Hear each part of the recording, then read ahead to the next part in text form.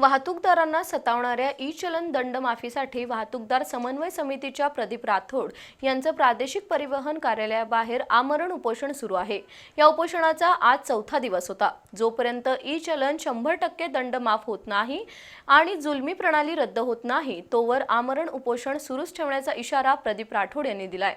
दरम्यान कोल्हापूर जिल्हा वाहतूक समन्वय समितीच्या शिष्टमंडळानं आज जिल्हाधिकारी डॉक्टर विजय राठोड यांना निवेदन देऊन शासनाचा निषेध केला।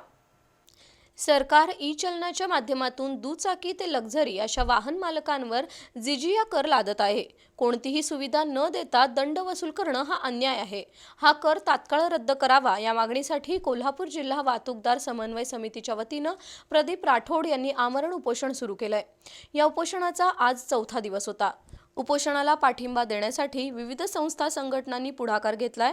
वाहनधारकांसाठी आपल्याला मरण आलं तरी बेहत्तर, मात्र ई-चलन 100% दंड माफ होत नाही तोवर उपोषण मागे घेणार नाही असा इशारा प्रदीप राठोड यांनी दिला।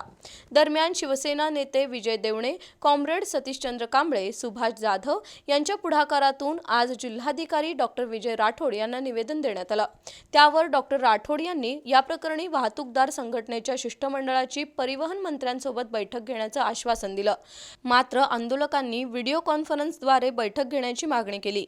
यावेळी मनोज चौगुले, राजू ढाले, दिलदार मुजावर, अशोक कुचकोरवी, अशोक शिंदे, पंकज त्रिपाठी, रफिक राऊथर, उत्कर्ष पवार, किरण शिंदे, किरण साठे, प्रवीण शिंदे यांच्यासह वाहतूकदार आणि विविध संघटनांचे प्रतिनिधी उपस्थित होते। दरम्यान उपोषणकर्ते प्रदीप राठोड यांची प्रकृती खालावत चालल्यानं प्रशासनानं तातडीनं निर्णय घ्यावा, अन्यथा तीव्र आंदोलन छेडण्याचा इशारा आंदोलकांनी दिलाय।